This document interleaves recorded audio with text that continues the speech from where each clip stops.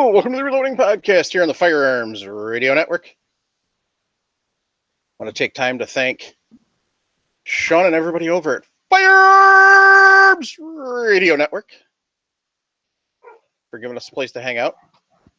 Oops, I set the dogs off.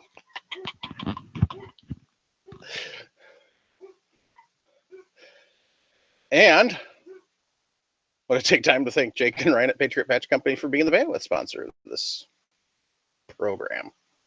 Some people call it fine, some people call it a mess. I don't know. You be the judge. So, and say hi to everybody in the chat. Hi, Travis. I didn't get a harumph out of that guy. Sorry, I'm not paying attention. Nobody knows where that line. Come on. I'm so disappointed in you two. Well, you are young, so never mind. You might not know. I'm the baby on the show, remember? Let's see if somebody in the chat knows what that line's from. Yeah, there's plenty of old farts in the chat. Speaking of old farts, there's Mark Hookham. And old farts. Jason's sick and Jim's off at Jim's still trying to make it get approved to join that gun range. So excellent, Rick. Very well done. Very well done. And so he's at the meeting tonight because I guess they've only got 5 spots left because they're one of those pesky gun clubs that thinks that they should cap their membership at 500 people. I don't know what the hell's wrong with them, but that's not very. Is this the same club that wanted to make sure that you have your stamps and everything before you can use your suppressors? And yeah. Yeah, I don't have enough patience for all that. It's the Homeowners Association of gun ranges. Yeah, pretty much. See, the nice thing here in Wisconsin, one of the things that our previous governor did is he had them run through a liability change. If you are a moron at a range, you do moronic things, it's your fault. It's not the gun range's fault. They're not liable in any way, shape, or form. Sounds like common sense. I know, right? This was a politician that dreamt this up? Right? What? Yeah, he did a couple of decent things. Maybe he should go run to be a congressperson in New York. I heard there's short of common sense up there. He already tried to run for president, and that didn't work out. So no, so I don't think he's got a chance in heck of winning in New York. He ticked off the unions here. So well, it's a well-established fact that to be president, you have to be a closet socialist, rich, or kill people. Actually, that third one doesn't even count because it didn't work out. Never mind. Yeah, that one didn't get elected, remember? Even after they rigged the election. So. This isn't a politics show. I have to remind myself. Yep. So. Anyway. Yeah, so. How's everybody's week been? Good? Bad? Busy?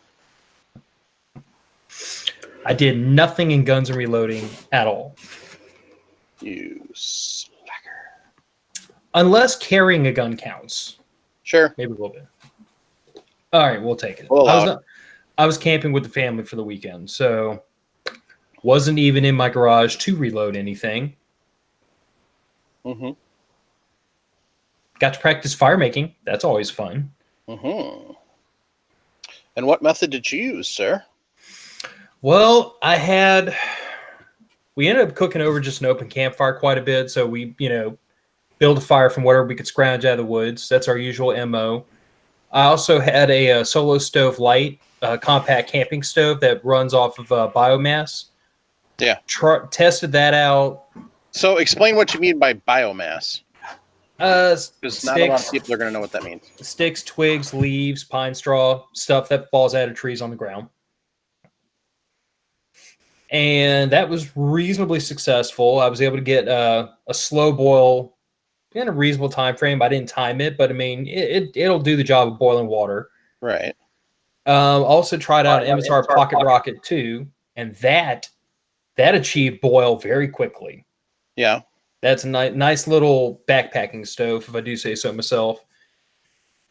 And tried my hand at starting a fire with a ferro rod and failed magnificently. But I figured out after the fact the problem was the leaves I was trying to use as a base for the fire, I think came off of some kind of oak tree. So they had kind of a waxy coating on them. And those daggum things are made of asbestos because they would not light. I even broke down and got a lighter. And even then they didn't want to light. So once I finally found something I could light on fire, the campfire took off just fine. But, live and learn. That's why we go camping and we practice things like how to make a fire. Yeah. I just do it in my backyard. Yeah, well, we usually do it in the front yard, but I usually use a lighter. Not to mention where I live, I'm the chunk of woods right next to my house is filled with pine trees. So I that can would not get be a good thing. Huh? That would not be a good thing. Pine needles burn like crazy though. Yeah, so, I know. If you get too big of a fire, you catch those on fire, yeah. I built a fire pit that's like 1.5 feet tall and 3 feet in diameter. Nice. Not worried about too big of a fire. Well done. I actually downsized mine. When I moved out here, it was just kind of a hole in the ground, so I made it big enough you could drop a pallet flat in it, 40 by 48 pallet. I've downsized it now. It's probably a little over 3 foot in diameter now. So that's a good reasonable size. Yeah, I kind of miss having the big bonfires, but I don't miss having like stacks of pallets and stuff in the backyard. So yeah. Yeah, the neighbors start to complain after a while. Yeah, I did come up with a really fun way to light the fire one night, but my wife wouldn't let me do it. I actually have an 8-pound keg in my garage that's labeled junk powder. Mm-hmm. So anytime I tear down ammunition and I'm not 110% comfortable with trying to recycle the powder, which I'm usually not because I'm using an inertial puller, and every time I use it, you end up with like little bits of powder in the bottom of it, and I'm never totally comfortable with the idea that I might be mixing powders, so I don't want to reuse this stuff. So whenever I tear down ammo, I just pitch the powder in this 8-pound keg with a bunch of random crap I can't identify, and I use that to start fires in the fire pit. There you go. 8 pounds of powder from teardowns, huh? No. It's an 8-pound keg. It's only about half full. It still seems like a big waste to me. I haven't torn down that much. What happened is, if I had to, I could go out and look at the label. It's some old kind of gunpowder that I'd never heard of before I got the stuff for free, and I could barely find any reloading data for it. And when I did research into it, nobody really liked it. Apparently, like it had issues with like unstable burn rate and just it wasn't a well thought of powder, which is probably why I can't remember what it is. Yeah. So I just changed the label to junk powder because I'm not going to reload with it. Yeah. So now I use it to start fires. I was more referring to when you're pulling down ammo that you loaded and you know what the powder is, not saving the powder. So I usually don't tear down a whole lot though. I mean, if I tear down rounds and junk the powder, I'm usually not tearing down more than 5 or 10 at the most. Yeah. Because if I'm loading a bunch, it's a load I've tested. Yeah. And if I'm experimenting, then I'm only doing ladder loads, and I'm loading up like 5 with each charge weight. So if I have a charge that I don't want to shoot because I'm starting to see pressure signs, I'm only tearing down 5 or 10 rounds. Yeah. That's the advice I give to everybody who first starts reloading is I'm like, don't you dare make more than 5 of anything you haven't tested before.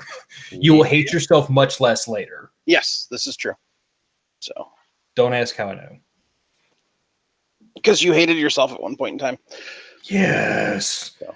I made 50 of something that I thought was a really good idea. And it turned out not to cycle the gun very well. Oops. Whoops. I hate it when that happens. Yeah. So, yeah, my idea to light the fire was a can of starting fluid and a road flare and a pellet gun. I'm liking it so far. Don't know why she wouldn't let me do it. I don't see the problem. I didn't see a problem either, but she wouldn't let me. The problem is you asked her. No, she was watching me. Oh, that'll do it. That'll do it. I was just about to. I popped the cap off the road flare. I was just about to strike it, and she goes, "Michael Eisen, what the are you doing?" I mean, I'm like this. Here's the flare. Here's the striker. I'm like this. Now, how old were your sons at this point? They weren't even home, so it doesn't count. Okay. I was going to say, that's like a perfect time to have teenage sons to contribute to your delinquency and run interference for you. I know. That's the whole point of putting up with sons. They eat a lot, and they're a constant pain in the butt. I'm speaking from my father's experience, by the way. The only reason to keep them around and let them grow to adulthood is so they can help you get in trouble. Exactly.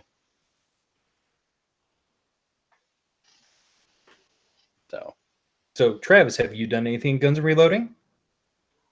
Yes.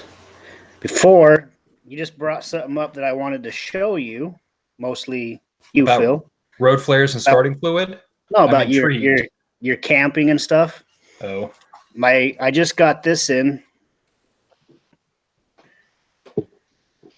Ooh. Nice leather sheath my brother-in-law made me. Fancy. And yes, this is a Benchmade, and I will not get rid of it. Yeah, it's already paid for. Right? That's why destroy your... Yeah, exactly. It's already paid for. I mean, if you want to sell it and you find somebody to sell it, then that's fine, but don't destroy them. Because you already spent the money, and then they're just winning.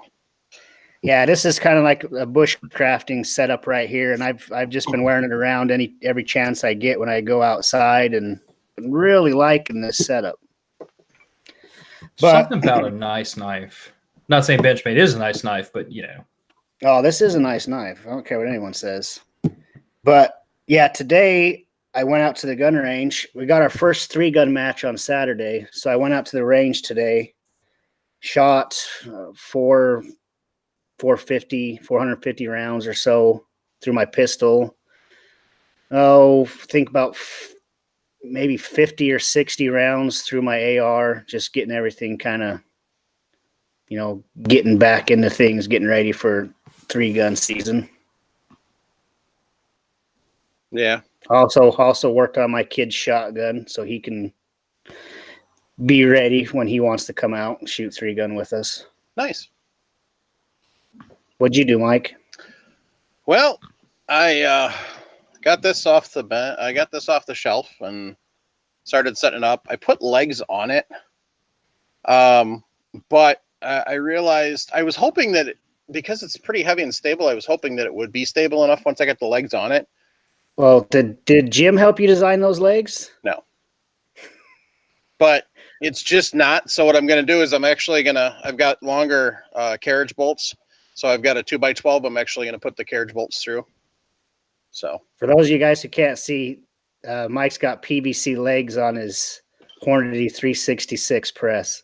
So Hornady sells leg extensions that are that size, bolts, nuts, and then some sort of spacer. I'm guessing it's probably plastic. But it's $35 for the 4 of them. That was $6. So, but yeah, I'm gonna put it on. I didn't want to put it on a board because that way it's not as easy to move around. But I'm gonna wind up putting it on a board just so I've got it as stable as I want it to. Because frankly, with just those 4 legs, when you're cranking the handle, doesn't it kind of move around quite a bit? It does wobble a bit, so that's why I'm gonna put it on a board.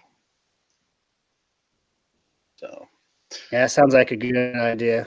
Yeah, so I started playing around with it, and I didn't put any powder or anything in yet because I wanted to make sure it was stable. But yeah, I'd just be leery of using PVC myself. One time there was this guy named Jeremy sent me a picture of a PVC target stand that he made. Yeah, well, a PVC target stand's a little different than using them as spacers. So yes, sir. Because as a spacer, you're using the cylinder shape, which is one of the strongest shapes known to man. Anyway, I was going to be shooting Saturday morning. However, I woke up to rain and 30-mile-an-hour winds. Bummer. Not going to be very conducive to go play with the lab radar and the magneto speed, so I unfortunately did not. And then Sunday, I was feeling like crap all day, so But yeah. So that's pretty much all I did. And I'm sure Jim probably really didn't do much. And Jason, I'm sure, was probably working. So. Well, speaking of Jason, you want to say what something happened over the weekend that affects Jason directly? Oh, yeah. And so the California magazine size restrictions were overturned. Everybody's selling magazines to California. So happy day. You can hear the screaming from Louisiana. So it's pretty awesome. Well, obviously, given the fact that it's California, we're all suspect that it's going to stay. But so far, it looks like it's pretty good. The schmuck in charge, also known as the Attorney General, has filed a stay to get that blocked. But however, they haven't granted that. So I don't know if they've even heard it yet, but they haven't granted it for fact. So yeah, game on. If you're in California, order your magazines. So. A lot of good sales going on right now. Oh, heck yeah. There's a whole crap ton of people that are running sales because they know that California can buy them now. Yeah, it's good for not just for those guys in California. Those sales are so good. Anybody should jump on them. Yeah. In other news, Cheaper Than Dirt just upped their price on Magpuls to $50 each. Cheaper can dirt. Too soon? Can grab their ankles and roll down a hill off a cliff into the ocean. How do you really feel, Mike? So, and Phil answered to the chat, if it's sharp enough, yeah.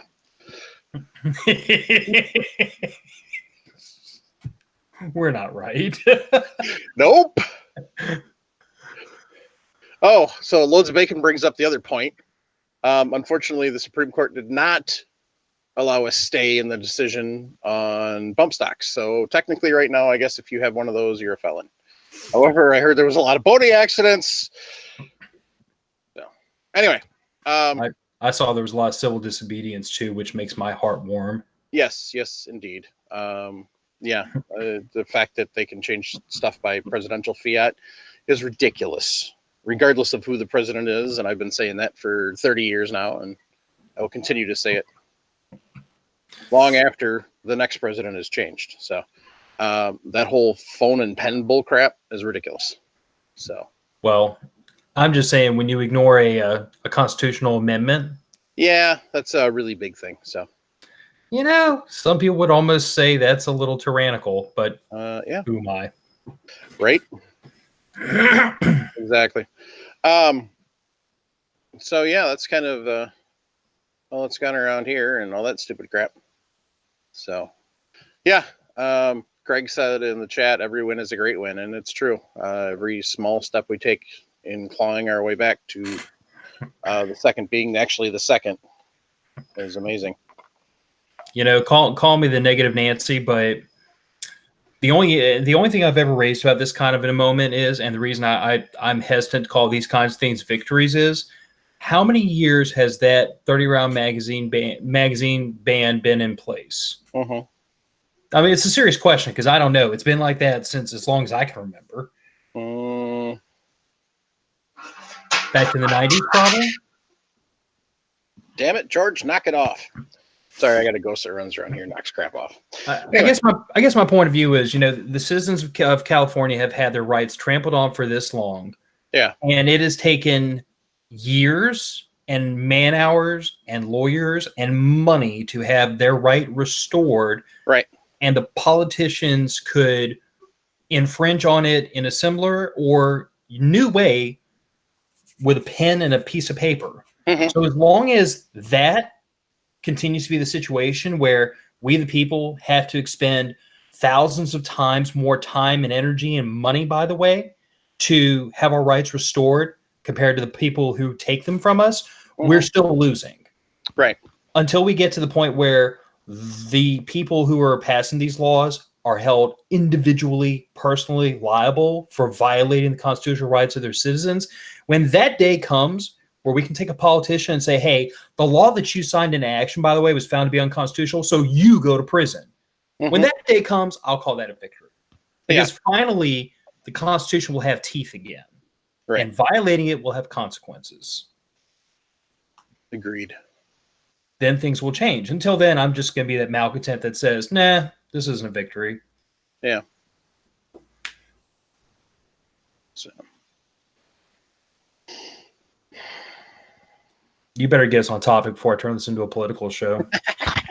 So, I don't know. Every once in a while, we kind of need to do one, but yeah. So, yes, but y'all have heard my gun control rants. They go off the rails quickly. yes, they do. So, all right. So for the cartridge corner tonight, we have 375 Winchester. Because I asked and nobody said we did it. So if we did do it by chance, even though it's not recorded anywhere, then sorry, you're getting it again. So 375 Winchester was released in 1978 as the initial chambering for Winchester's big bore 94 lever action rifle. The 375 was revised high power version of the 3855 Winchester Ballard black powder cartridge, which in 1894 was one of the initial chamberings of the then new Winchester M94 lever action. So designed by Charles H. Ballard, the historical authorities generally agree the 3855 Ballard was first introduced in 1884.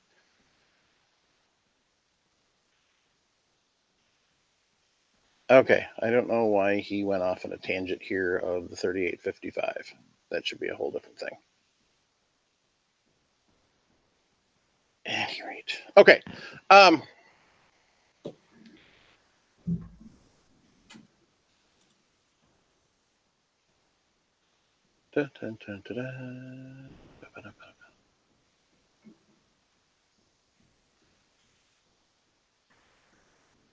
All right.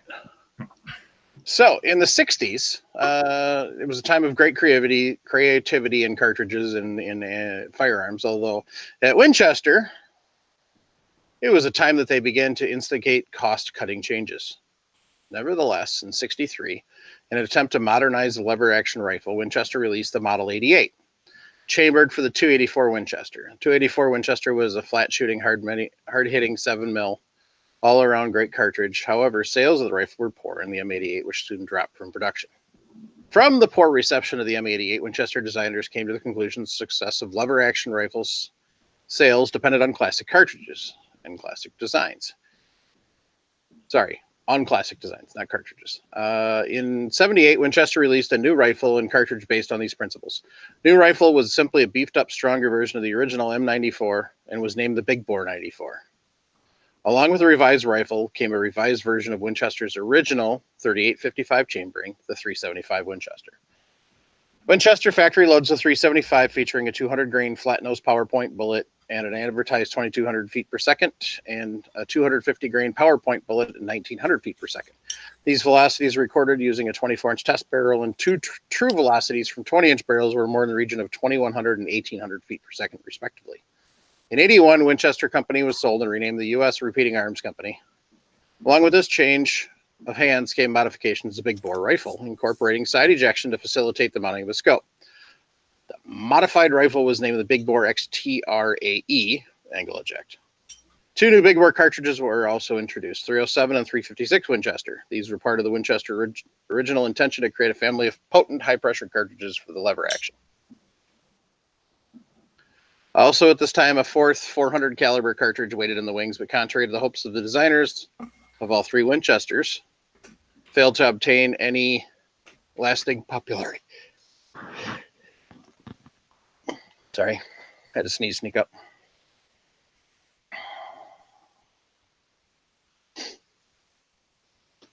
Anyway, kind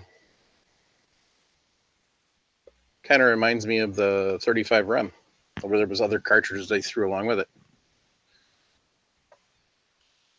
Okay, so at any rate, So in comparing to its parent cartridge, the 375 has thicker case walls and a stronger head. Case is 0.65 shorter than the 3855. An odd decision is potentially allows the 375 rated at 50,000 to be accidentally chambered in a 3855 rifle. The 3855 being rated at 30,000 cup. Due to the fact the 3855 case is longer, it's unsafe to fire the 3855. It's unsafe to fire the 375. Okay. So, and you can't really chamber a 3855 in the 375. So, however, a small number of the big bore rifles were reamed to 3855 and stamped 3855 375. So therefore, they were kind of like a 38 357. They were designed so you could actually fire both pieces of ammunition safely, the 3855 and the 375 Winchester. Not sure if you'd want to, but okay. So, and that's more from ballistic studies. All right. That was our cartridge corner. Remind me to read that beforehand next time. Anyway. Good. We appear to have picked up a gem. Michael's learned the hard way a lesson that I learned the hard way. No, you've got like 4 different calibers in there, so that was part of the problem. Anyway. Jim, what you been doing? I made that. What's that? I can't see. It's dark. Looks like a redneck party favor. Yeah, something like that. And then, no, you can't. It's not hollow. See? It's not hollow. You can't use it for a gun. And actually, one of the listeners, I believe, one of the members of the Reloading podcast group, gave me the idea. And I don't remember who it was in particular, but I'd like to thank him anyway. He knows who he is. He'll probably make a comment in the chat pretty soon. Anyway, what this is a roller handle. Notice the metal's working smoothly for my Forster coax. I'd put up a picture of the bench, and someone in the post I put up, picture of the bench with the coax on it, and he gave me the idea that Inline Fabrication is making these for money, and this thing didn't cost me a dime. It didn't cost me a dime, so I've already had it in the press.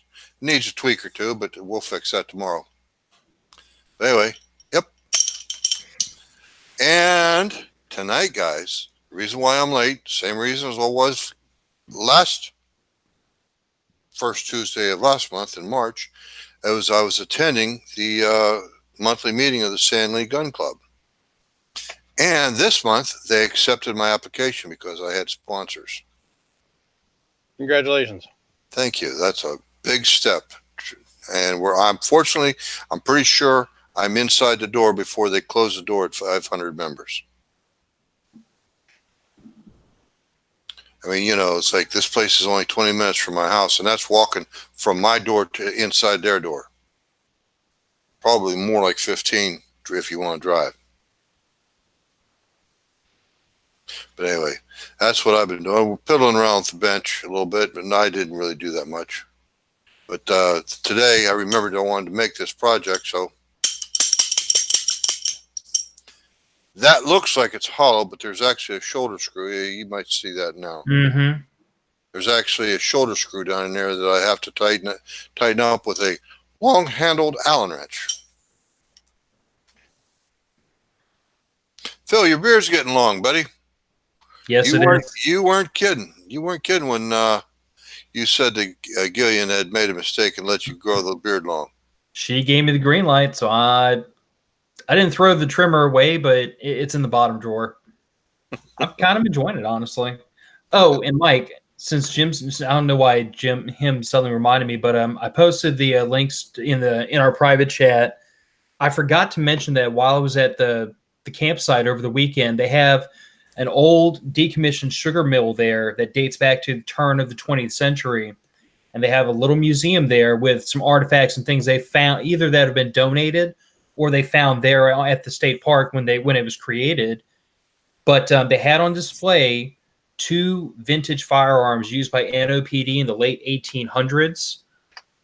One of which was a Belgian-made side-by-side shotgun, and the other was a hang on a second, Winchester 1873. If you have pictures, you want to screen share it? Yeah, I might be able to do that. Give me a second, I will. Give you a second, you will? Yeah, Mike's got the best bandwidth of all of us. I think mine might be right behind him, but I'll let him have it. I can only imagine, how terrible it would be to face 18 blue whistlers, 33 caliber round lead balls coming out of that side by side. Yeah, Oh my God. You got to give me permission, Phil. How do I do that? You have to sharing. No, the pictures he shelled them straight from Google Drive, and he didn't make the link right. Right, he has to put a sharing link. Phil, when you make that selection, share with anybody with the link. That way you don't have to piddle around with an email to Mike or me or Travis. So, Yeah, I did a little bit this week. that's good.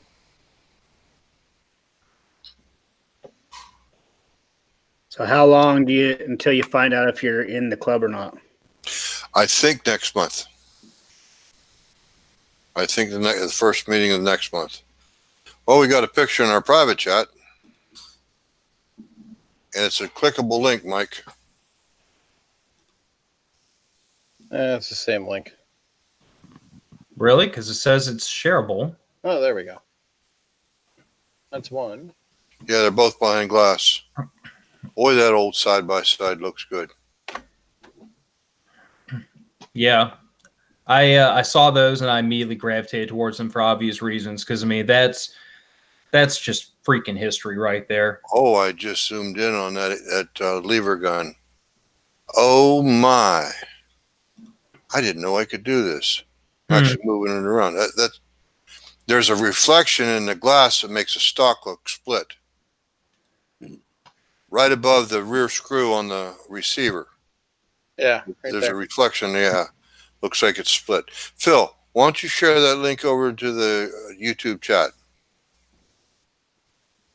All right. If you have any trouble, I can do it. So here's the kind of a closer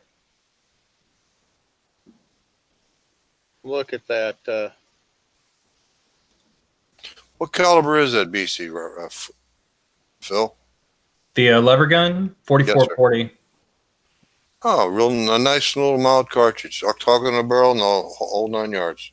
Now it has a replace stock and forend, the note says.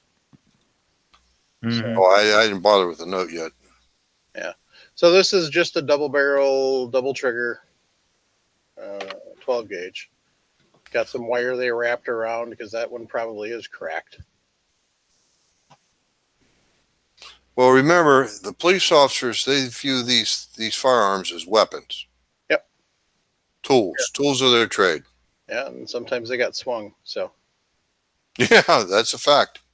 yeah, Yeah, there's that wire. I see it, baling wire. Yeah. Sold by A. Baldwin & Co., New Orleans, Louisiana. Patented June 20th, 1883. Made in Liege, Belgium. nice. Like I said, I saw those, and I don't know why I didn't think about it when you asked what I'd done in Guns and Reloading, because I had those pictures sitting there on my Google Drive. But, I mean, when I saw those, I don't know, it made my heart sink. I was like, that is, I mean, I am a huge nerd for, like, old firearms because I firmly believe that there's just something about guns made in that period where it wasn't like a Glock, you know what I'm saying, where you can make a polymer frame and just slap it together. Back then, everyone that worked in the trade was a talented gunsmith. Everyone was a tradesman. From the people making the stocks, to people making the barrels, to people fitting the parts, everyone was a tradesman. And I think that's such a wonderful period in firearms technology where, you know, it was a work of love to make every one of those guns. There was nothing about them that was just slapped together. Mhm.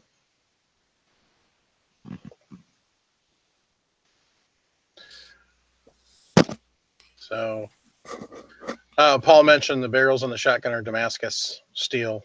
So, Oh yeah. we could explain what Damascus steel is, but honestly, Google it because the videos that they talk about, especially if you find some where they're actually creating modern day Damascus barrels, Mm-hmm.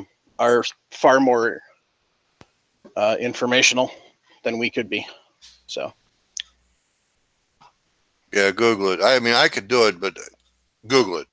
mhm. Way better. Yeah. Way better than my explanation would be. Yep. I'm going to have to put a light in my face. Improve this lighting or something.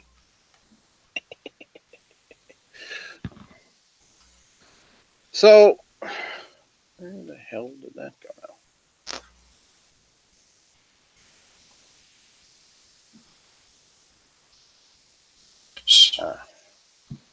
What episode are we on, Mike?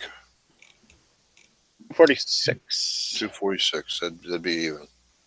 So, all right. So, first one is more of a comment than a question from Daniel. He's talking about reloading phone apps. The Dylan Precision app's actually pretty good. I talked about the Sierra when I got back from shot, but where'd it go? What the crap? Interesting. I can't find my Dylan app. Maybe I didn't. Sorry, I got a new phone and I don't know if I put it back on there. I know it's a travesty.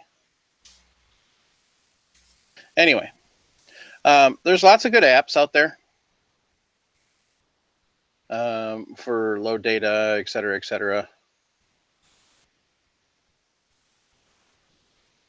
So, oh, for crying out loud, my internet's deciding to be slow on the wireless. Anyway,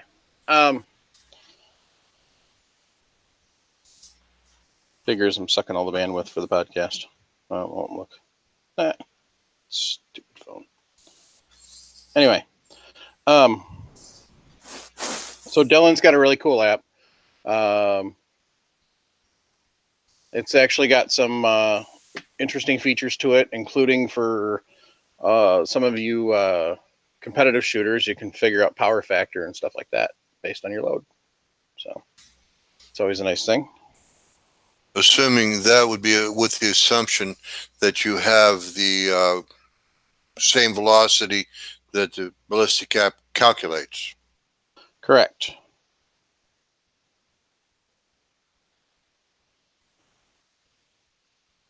So there's a few other ones. I've got a couple. Obviously, the Sierra app is pretty nice for low data, stuff like that. But in order to get it all, there is a fee. Hornaday's got an app, which one of these days I'll set this up so I can actually screen share my phone and we can go through these a little more in detail. I know Phil uses that Hornady app religiously.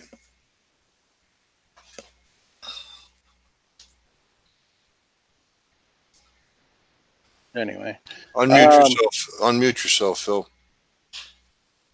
I guess that would help, wouldn't it? minor detail. Only if we wanted to hear you. Which you don't. What were you saying? No, I was just saying I don't think Hornady has an app. I have their ninth reloading manual in iBooks on my phone. Oh, my mistake. It's okay. Hornaday? Yes, they have an app. They do have an app? Phil will have an app. Hey, look, Phil. Holy crap. Phil, look up. It's an app on a phone. And it says Hornady. No, it says Hornady. Look, guys, I know that Louisiana Public Education ain't great, but I can read, believe it or not. So, Hornady is kind of nice too. They've got 4DOF calculator. They've got a ballistics calculator based off of G1 and G7, the ammo library, and then you can actually launch the website. How much is the app? The Hornady app is free. Oh, that's nice. So, a few other ones that are out there. Strelok for ballistics and that type of thing. Let's see. I use Strelok when I'm on the range. Where are all? That's been a while. So there's reloading calculator, which basically is just kind of a database. So focus grasshopper. Oh, cool. Kid got it right. I can actually read your screen. So it's got a bunch of different data, and you can actually on this one you can actually put all your costs in and break it down to cost per round. As I scroll, and then it breaks it down, that type of thing. That's kind of a nice feature. So yeah, hold your phone much closer to it and force it to focus on it, not you.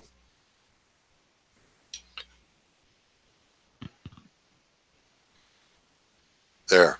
So like firing results, velocity, feet per second, group diameter, all that sort of thing. Yep. Powder, primers, cases. So one of the guys mentioned that Kestrel has a nice app when you links to your Kestrel meter. Yep. So I've heard of that one.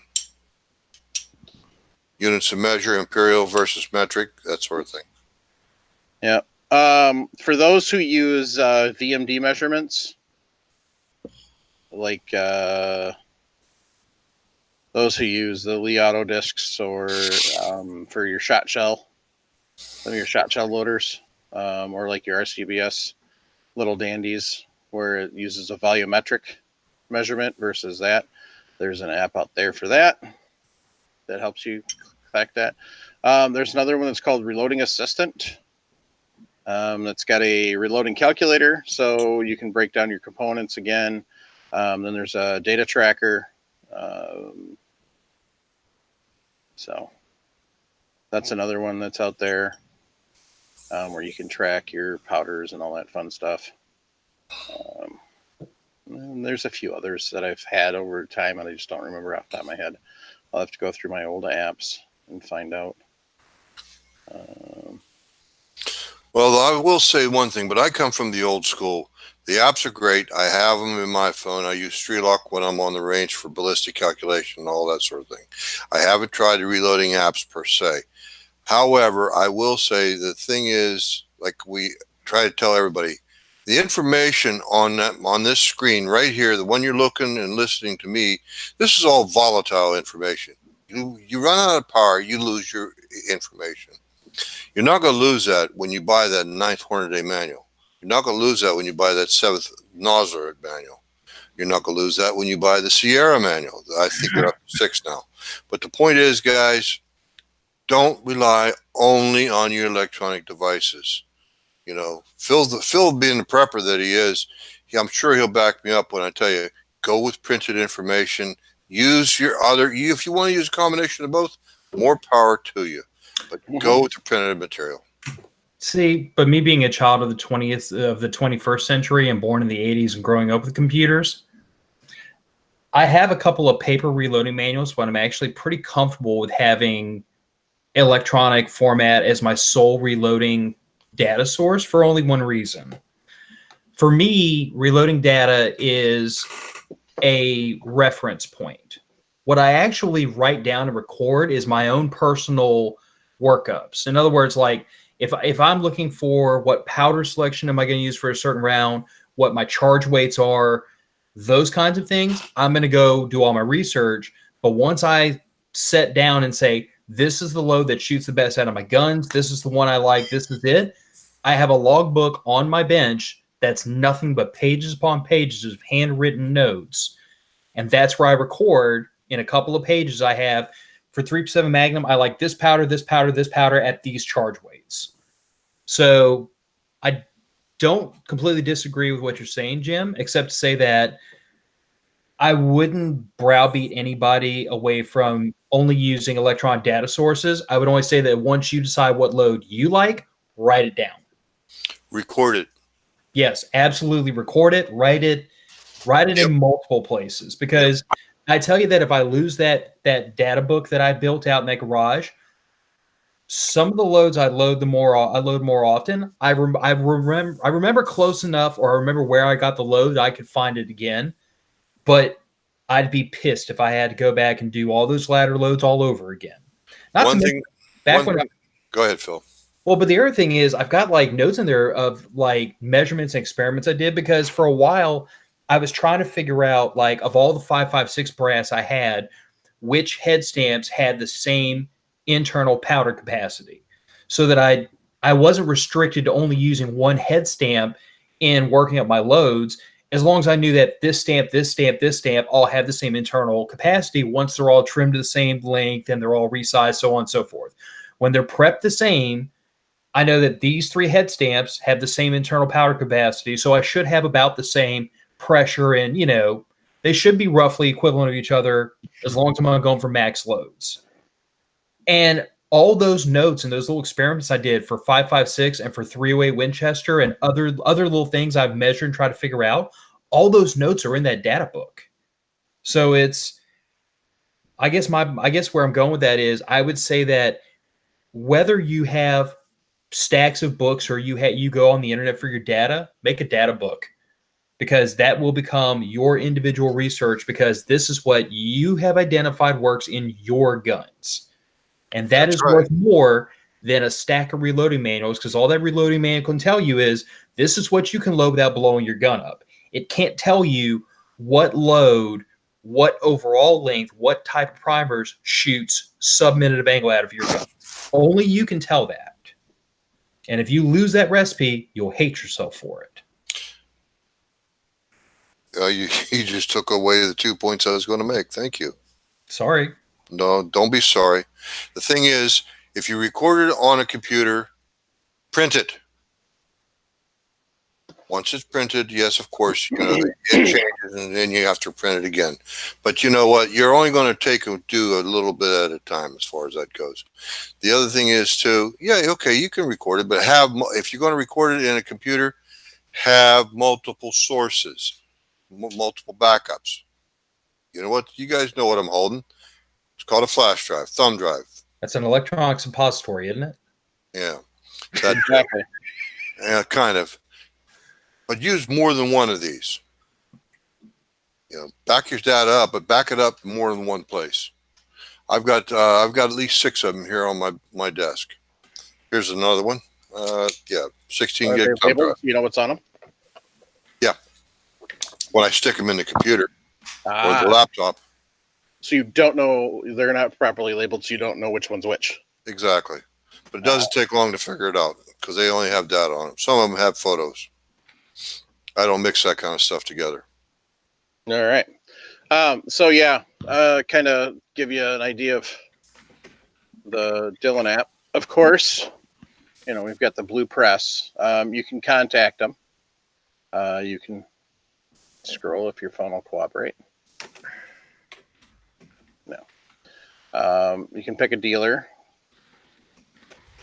It's not scrolling. Here you go, Mike. YouTube videos from Dylan, Facebook, Instagram, Pinterest. Yes, they're on Pinterest. Reloading calculator, manuals for the loaders, and then a link to the Hornady reloading information. Hodgdon, not Hornady. Yeah. You should check out, it's called Range Buddy. I think I've had it at one time. Okay, that's one that I like. You can take pictures of your targets and mark your holes, and then it comes up with the distances, and then you can save all that. Free in a pro app. Yeah. So. Yeah, it'll bring up But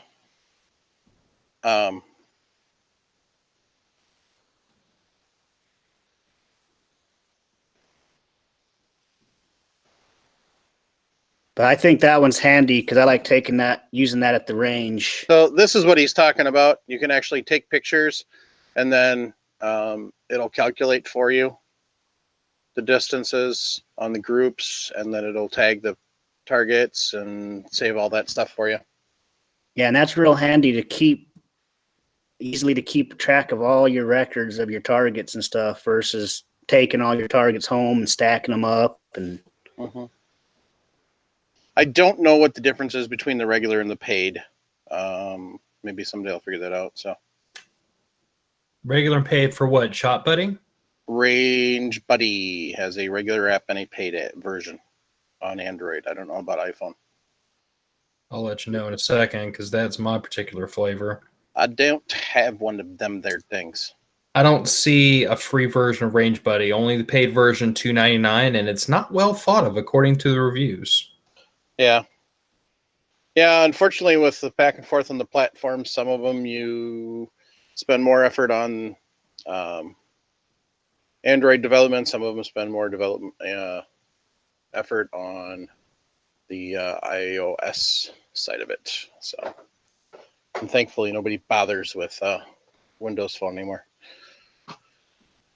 Anyway, so yeah, someday I'll get that set up so there isn't a glare and actually do a full show on it. So,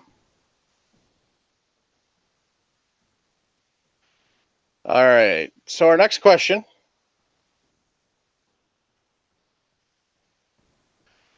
Excuse me.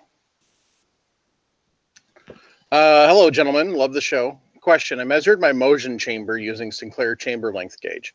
I am reloading once fired 7.62 by 54R brass. My fired brass is more than 30 thousandths shorter than the Sinclair gauge measurements. Do I trim my brass to a similar length, or do I keep the once fired brass as is until I reach the trim 2 length? I ask because my once fired brass is not all uniform in case length.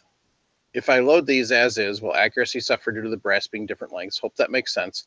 I realize a Mosin in it is hardly a precision instrument, but learning the basics before trying on a better firearm. Thanks, Eric.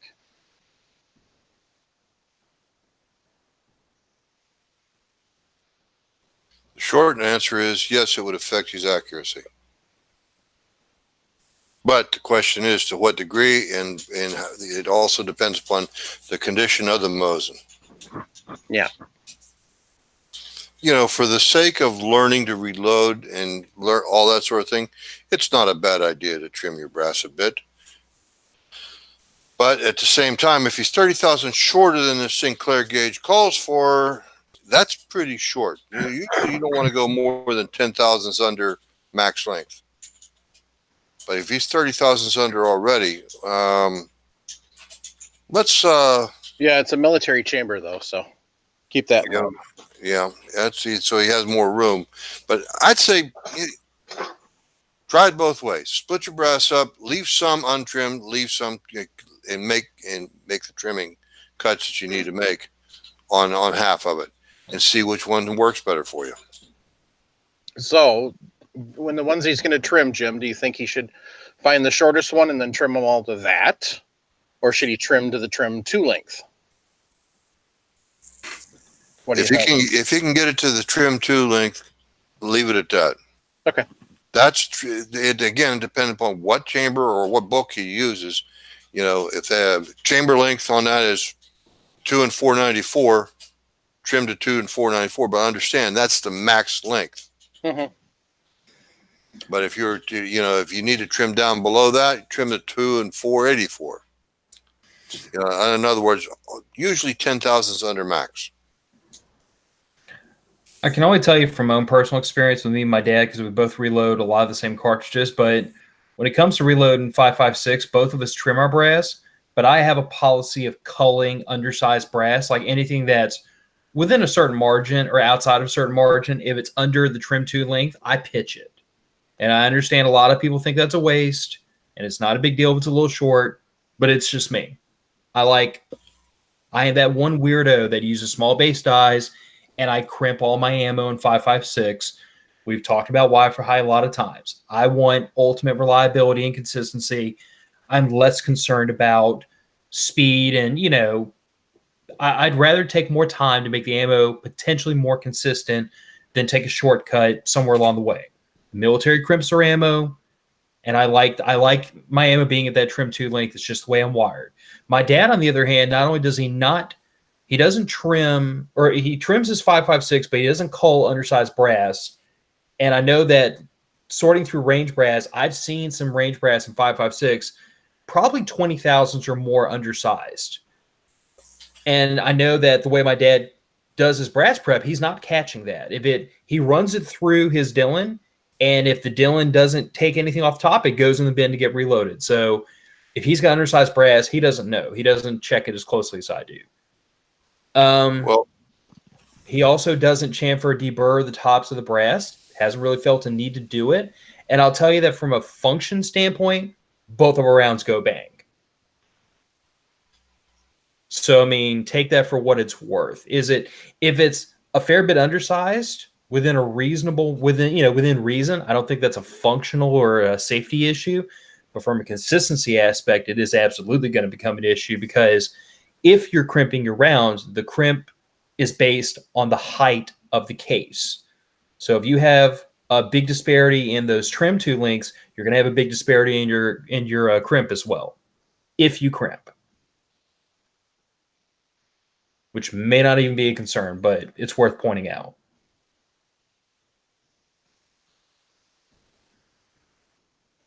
Thoughts, Jim? You're rubbing your upper lip like you're thinking. I am, but I'm not sure my bandwidth is holding up. I understand your decision to reject short brass, because you're crimping everything. You're probably using Lee Factory crimp die. Actually, but the crimping requires consistency, consistent length brass. Yep. And if you're going to do it, that's the way you do it. That's the way you do it. There's nothing wrong with that. Me personally, I deburr. I chamfer and deburr my cases when I trim them, and I don't trim them every time, but I keep them segregated in batches, a coffee can or two. These 3 coffee cans need trimmed, so I don't use them. I put a sign on them, a label in the box or in the can. I don't use it until I need to.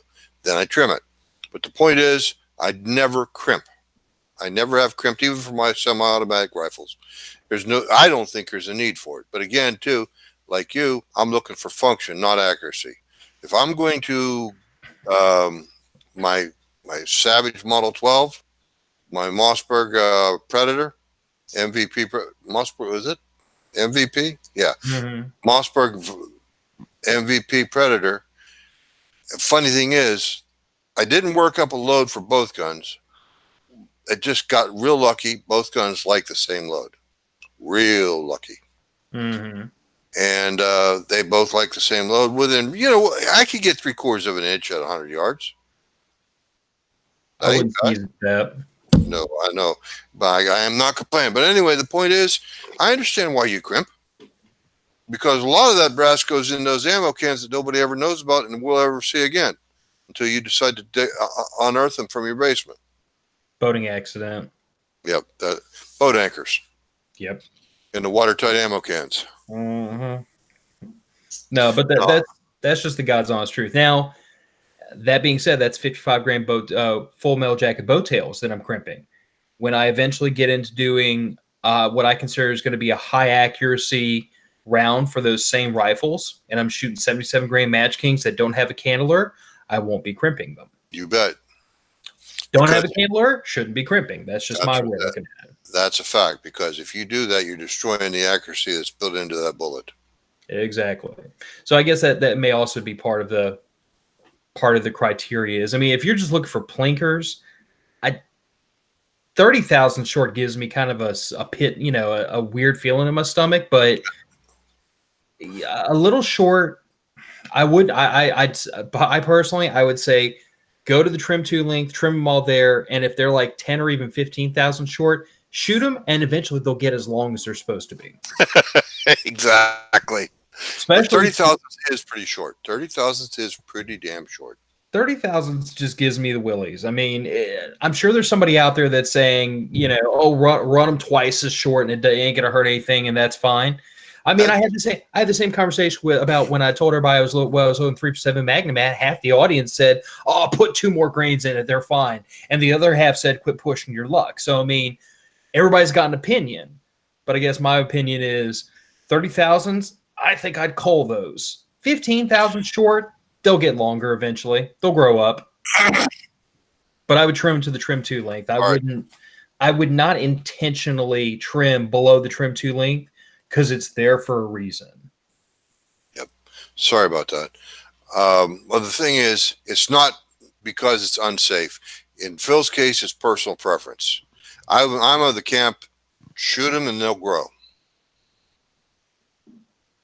Yep. Feed them right. Just pat them on the back. They'll grow up. Mm-hmm. That's right. Especially with a stiff charge. Well, Eric, I'll tell you, the practice your reloading. That's what I was going to say. Good, safe reloading techniques. That's one of the things we advocate here on the Reloading Podcast. Mm-hmm. So what he's saying, and I don't know if you guys understand, from you guys talking back and forth and talking about the 30 shorter, he's not talking about 30 shorter than the minimum length. He's talking about the chamber on the Mosin is 30 longer than what his fired brass is coming out as. He used the word, my fired brass is more than 30 thousandths shorter than the Sinclair gauge measurement. And the Sinclair gauge he's talking about is the Sinclair chamber length gauge. Okay. Well, in that case, you want your brass to be at least 10 thousandths shorter than the chamber, because it could grow 10 thousandths with one firing. When we say grow, we mean stretch.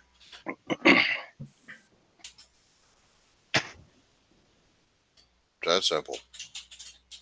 Because you don't want your case to ever be as long as your chamber is, because if it's possible when that thing stretches, it could create a bind on that bullet, create higher pressure. I know those Mosins are as strong as a bank vault, but still.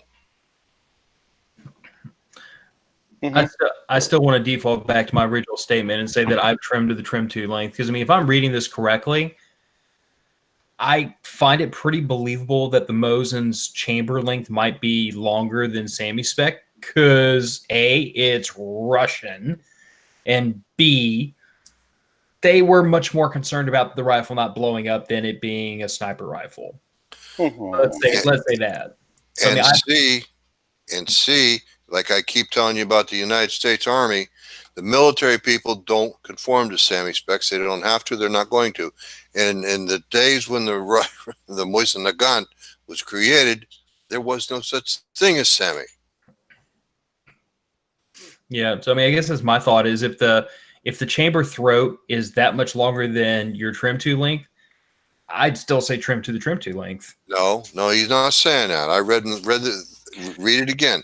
He's saying that some of his brass is as much as 30 thousandths under the chamber length measured by the Sinclair chamber gauge. So we're talking about the throat of the chamber, though, right?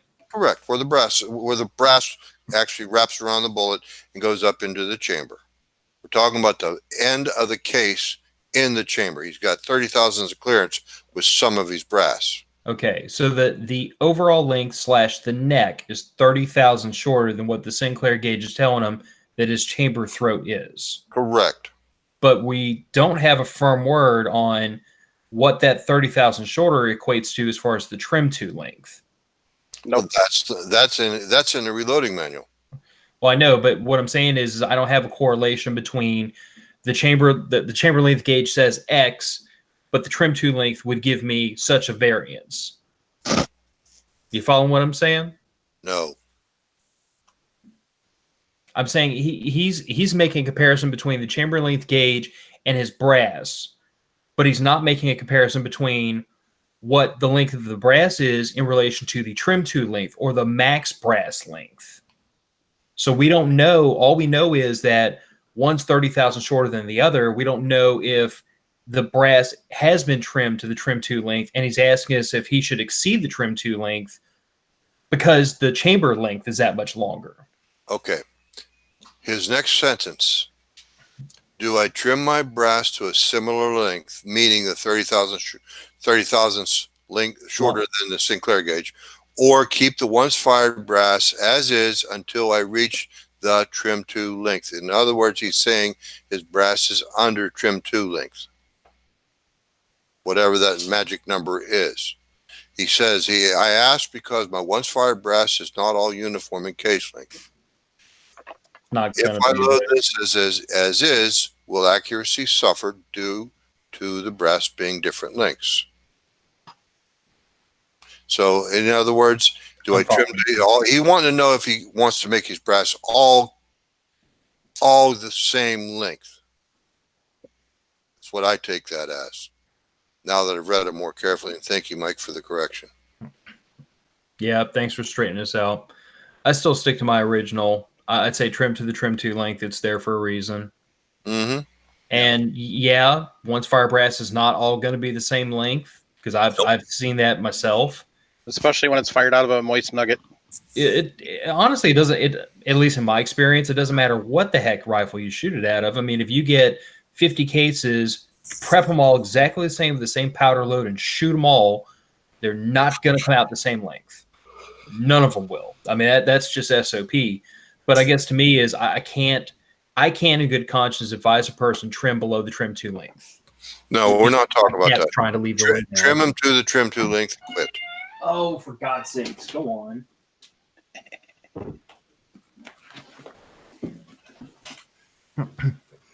Sorry, guys. My cat was trying to kind of claw her way through the door. I hate it when that happens. Yeah, well, she's been sitting here sleeping the whole show, and now all of a sudden it was an emergency to get out. That's why cats are buttholes. Yes. Anyway, so yeah, his basic idea was wondering. He wanted to make his brass fit the chamber, which is not a good idea. Well, not only that, but he was looking. Excuse me. He was looking just to get them all consistent length versus the trim 2 length.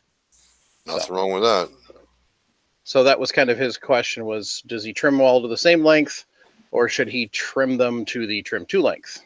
So I would go to the trim 2 length. Mm-hmm. Yep. And if you're that concerned about ultimate accuracy, call the short ones. If you're concerned about ultimate accuracy, Don't get a Mosin. get a new rifle. Don't use a moist nugget. Okay. All joking aside, I've seen some Mosins do some. I mean, with a bit of work, pretty impressive. Be fairly impressively accurate for what they are. I'll never tell a person junk a Mosin if you want an accurate rifle. I'll just say you like a challenge. Okay. You like a challenge. But we beat them up because they're cheap and all that sort of thing. But you know what? In a prepper situation, an SHTF sort of thing, they're wonderful. Call it what it is. If you need to feed your family, that freaking Mosin will put meat on the table every day of the week and twice on Sunday. There you go. Yep. That's a big old bullet it likes to throw. Yep. What is that? 220 grain, 30 caliber? Not that heavy. I think the military loading was like 154 grains or Okay. 160, something like that. Yeah, I mean, funny. I pulled some Mosin ammo apart, and those bullets are 30 caliber, .308. They're bigger than that actually. The Russian stuff I think is .311, .312. Yep. It's a big old hefty bullet, and I think the stuff I pulled apart was American made. Probably that, and best I recall, velocity wise, I think it's about on par 30-06 for energy. It is. It's the Russian equivalent of 30-06. It ain't playing around, put it that way. It's going to leave a bruise on your shoulder. Steel butt plates and all that. Nah. No recoil on them things.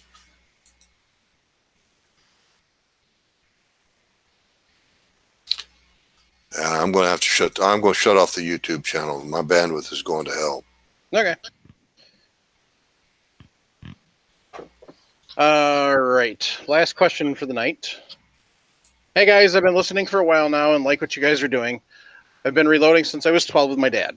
I have only reloaded rifle rounds for hunting various critters in Oregon, and now Idaho. Yes, you are. 220 Swift, 243 Win, 260 Rem, 25-06, 270, 30-6, 300 Rum. Ooh, remind me about 300 Rum. And most recently added the 280 Ackley. Yeah. It seems that you guys are mostly into pistol stuff, but I hear an old timer in your midst that has a 280 Ackley. LOL. I'm just curious of your personal processes of getting your loads up and running. This is my wife's new elk rifle, and I've worked up a load for the 168 grain AccuBond long range. I was just interested in how you set yours up. Rem 700 action, 24-inch Krieger with a 1-9 twist, sitting in a Bell & Carlson stock with a Timney trigger. Keep up the good work, Tyler in North Idaho. Well, the quick answer is I have a 28-inch Excalibur, 1-9, and it's Boyd stock, Boyd's laminated thumbhole stock, and I agree with you on the Timney trigger.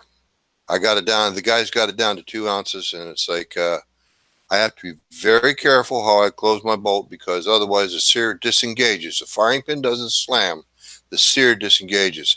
I actually have gotten in the habit of single loading the rifle, and I set the safety every time.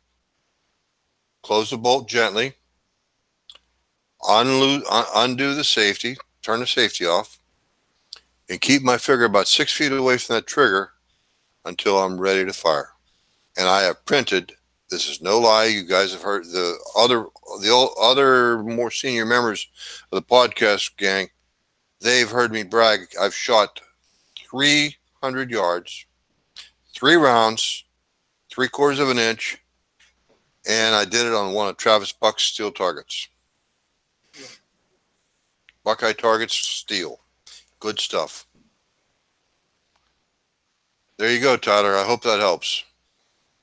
28-inch Excalibur barrel, Remington 700 action, 1-9, Boyd stock, and a Timney trigger. What method did you use for the load development? OCW or just ladders? Well, I haven't even gotten that far. I've fired about 50, 75 rounds through the rifle. And when I shoot 3/4 of an inch at 300 yards, Phil, why am I going to do anything else? That's 3/10 of an inch at 100. Okay. How did you arrive at that powder weight that you shot? A gunsmith in Oregon recommended I give it a try. It's a minimum charge of reloaded 22 and under 168 grain bullet, and I just that's where I'm at right now. A minimum charge? Minimum charge. And you still have good case fill with that? Yes. I get it's just about 1/8 of an inch below the shoulder. Well, it's interesting because most of the conventional wisdom always tells you find most of your more accurate charge weights when you get like 95+% case fill. No argument there, Phil. I've seen the conventional wisdom.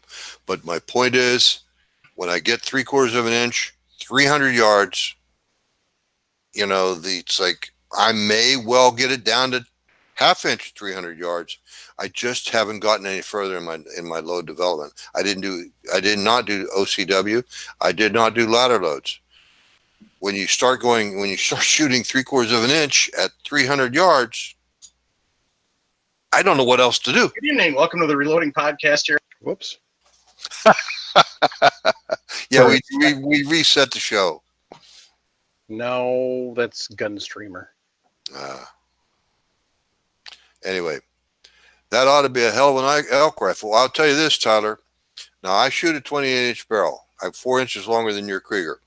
But when I chronographed those loads, I was running, I forget the numbers for sure, so don't take my word for it, but I know I was shooting in the low end of 7 mag velocity with a 168 grains, 175 grain bullet. I forget which. Don't trust my numbers. But I know I was shooting in the low end of 7 mag territory. And that was with a minimum load. Minimum load and a 280 Ackley improved. I wonder if that might just be a powder that your rifle likes, because I mean it has become my experience with a couple of the really accurate loads I've stumbled onto. It almost seemed like there were certain powders out there that were much less charge weight dependent. You know what I'm saying? Like Power Pistol and 9mm. For whatever reason, in my guns, that powder tends to be pretty accurate from just above a minimum charge all the way almost to a screaming max. But then there are other powders that I struggle to find an accurate charge weight with. It's just like my gun doesn't like that powder, so I put it back on the shelf. Well, Phil, I'll say I'll go you one better. And in this case, I would say Reloader 22. I think it's Reloader 22. I'll have to look at my data because I make it a point to never memorize stuff. But I think it's Reloader 22. But I think it's a case of the caliber loves the powder. I know it's ridiculous, or maybe the powder was made for the caliber. I'm not real sure what the distinction is. All I know is I've had really good luck with it. Oh, the other thing is too, Tyler, make sure you keep a round count on count charge on a rifle of your wife's. Reason is because they say that you might get 3,000 rounds, you might get 2,000 rounds, but the point is, if you know how much ammo you put through it, you will be able to tell when the accuracy starts to deteriorate as to what happened and what your barrel life is going to be.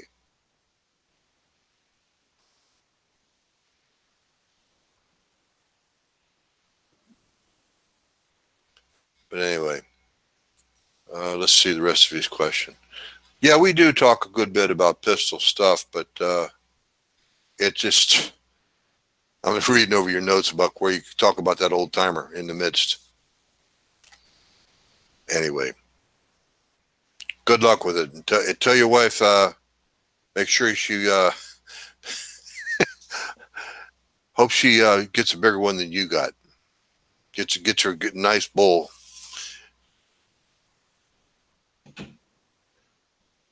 There we go. Oh, by the way, Tyler, thanks for the comments about keeping up the good work. We really appreciate it. Little things like that mean a lot.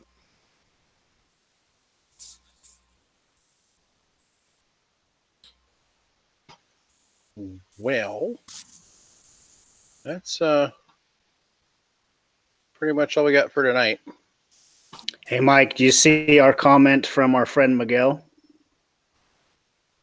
Dun, dun, dun, dun. Oh, that's awesome. So we had Miguel on a couple weeks ago, and he said, hey, guys, jumping on here to say thank you. I've sold out of all but one caliber. Thanks to you guys. I can't thank you enough. We thank you for coming on. So.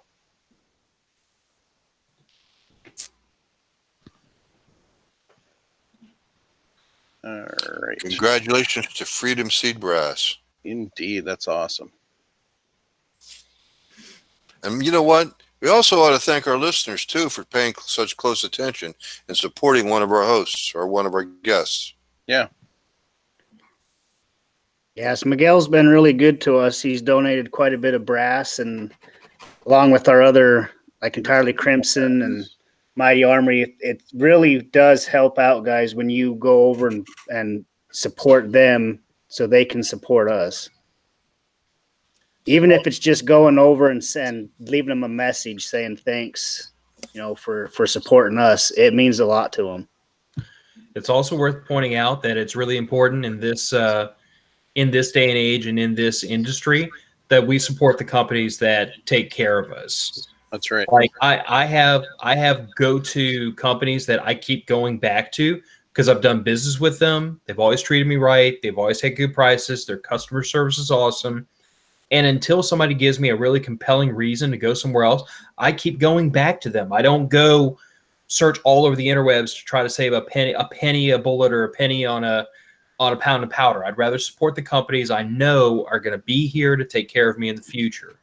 And a lot of that extends to my local area. I mean, I've got the gun shop. The only gun shop in the whole southern half of the state I'll do business with is owned by a gentleman I served with in the Army.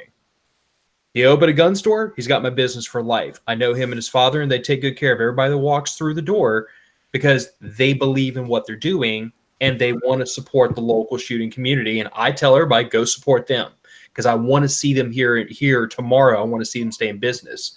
The guy I buy my range brass from locally, he's another Army vet, served with a bunch of friends of mine in Afghanistan. So all I ever tell people is, I'm like, I personally, I'm all about free market capitalism. Go try to find a deal if you can. But I also tell people you need to support the companies that take care of you. Because if we don't support them, they're not going to be here. Exactly.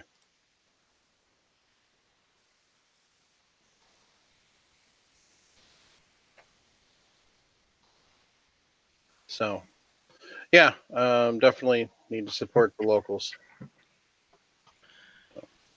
Oh, Jim just reminded me I need to give them a plug. Well, you have listeners down around your area. Why not? Yep. You're right. Remember, there's a lot of invisible listeners out there. They don't come in the chat. They don't come in the group, but they're out there. Yeah. It shows up in the downloads. You have an excellent point. If anyone is in Southeast Louisiana, CNS Gun Parlor in Covington, Louisiana, only place I can recommend you go. If you go and you end up talking to either Joe or Gary, Joe I served with, and he's as honest as the day is long, and Gary's his father. They're two men cut from the same cloth, both military vets, and they're both just good, honest people. And I will happily send anybody that ever asks right to that gun store. I wouldn't send them anywhere else. And I know people at a lot of these air gun stores. I mean, I've just from walking in and talking to them, but Joe and Gary, they're not in this business to fleece somebody and have to stew bad on their conscience. That's not what they're doing this for. Mm-hmm. It's funny talking about veteran-owned and operated businesses.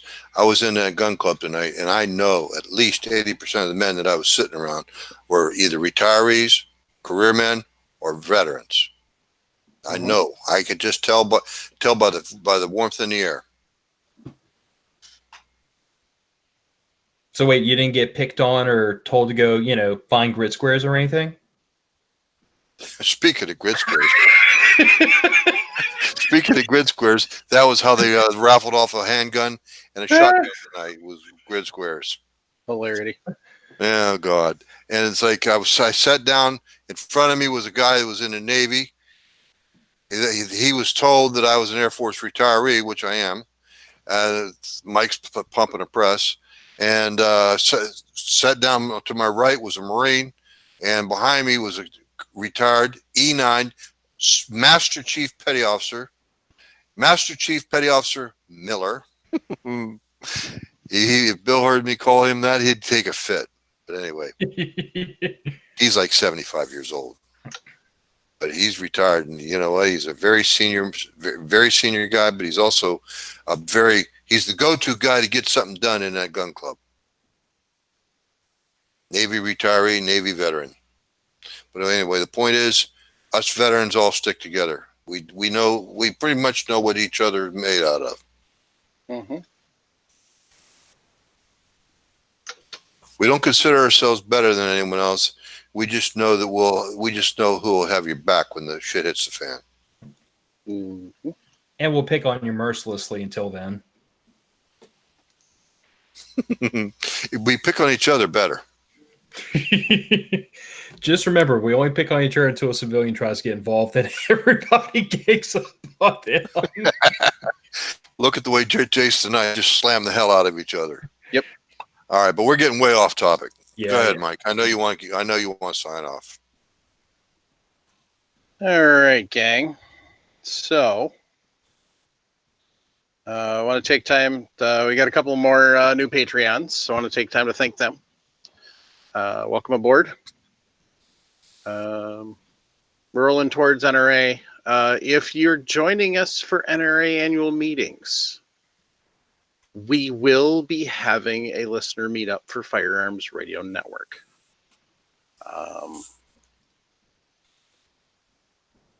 Crap. It's on Saturday night. Yeah, it's Saturday night, 6 p.m. I forgot to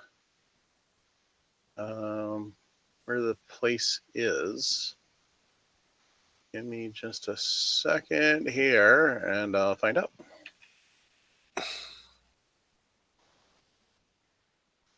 Oh, it might be a little longer in a second. Stupid Facebook. So, da-da. You know, it's funny, Phil, we were talking about invisible listeners and the downloads. I know of one listener for a fact that never downloads one byte of data, but yet she listens to everything we say. Talking about your wife? Yep. She's the one that's on episode, 225? Beating the snot, not 225. You deserved it. Yeah, beating the snot out of me. Speaking While of I which, giggle. I cannot remember the gentleman's name, and it's killing me because I'm horrible with names. But one of our listeners actually sent me a message through Facebook. Turns out he lives maybe 15 miles away from me. He goes shoot at the range I go shoot at. Well, there you go. He'll support CNS Gun Parlor. I hope he does. But like I said, I mean, he just sent me a message out of nowhere and said, "So, do you go shoot at this gun range over here?" And I was like, "Yeah." And that's when he told me he was a listener to the show, and I was like, "Oh," because I think he had heard me talk about that gun range at one point, or at least I mentioned where, roughly where I live. Mm-hmm. So the listener meetup will be Saturday, 6:30 p.m. at Sun King Brewing. I guess it's about a mile and a half away from the convention center. So we'll have more stuff posted in the podcast group and on the podcast page about it. So have to post that stuff over MeWe too, because we're trying to get folks to move. Yep. Did you cover MeWe at all, Mike? No, we didn't. So we just we launched MeWe now for basically before we get shut down with the podcast page of the podcast group, we launched a podcast group over at MeWe, and we're trying to get everybody to join. So if you have issues trying to find it, shoot me a message and I can help you with that. So. Well, Mike, I'll give you the preferable MeWe link to go straight to that group, but you have to sign up. You have to create a MeWe account, and the link, once you do that, the link will take you straight into the group. Yep. Yeah, please just apply to join. We're approving just about everybody that asks. We're not picky. Yeah. Besides that, you ain't gonna come looking for us if you haven't heard this podcast. Yep. And those of you who heard the noise earlier, that was Gunstreamer. So Gunstreamer is a alternative video site where we can upload directly. Or what we did already is we actually imported all of our videos from YouTube, so you can see them there as well. Wow. That was nice and easy. They've got a cheat, but we can upload new videos and stuff. We're just starting to get into it. I don't know if we can broadcast live from there, but Loads of Bacon has figured out a way to do that through his platform. So nice. Which we're on, but not very good presence. So that's my fault. But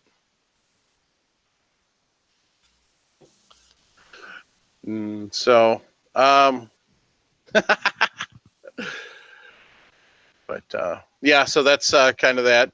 We'll start getting links to those in the show notes also for the different platforms and stuff, making sure we've got all that posted out there. So, and that's about that. Always looking to expand so we're not so hesitant or reliant on platforms that are anti-gun. So if you have comments, questions, concerns, you can text them to 608-467-0308. You can leave us a voicemail at that same number. You can send us an email at reloadingpodcast@gmail.com. You can hit up the Facebook page for the podcast. You can join the Facebook page group. And on Facebook, you can join on MeWe. We're actually on Gun Groupie too, but we don't really do much with them either. So, and yeah, now if you're looking for alternative to YouTube, you can find all our videos on reloading or for on Gunstreamer. So, and the whole entire Firearms Radio Network should be slowly posting everything there too. So, all right, folks. On that note, keep your brass shiny. Get out and do some reloading. Buy it cheap and stack it deep. Squeeze, don't yank that trigger. Thanks, everyone.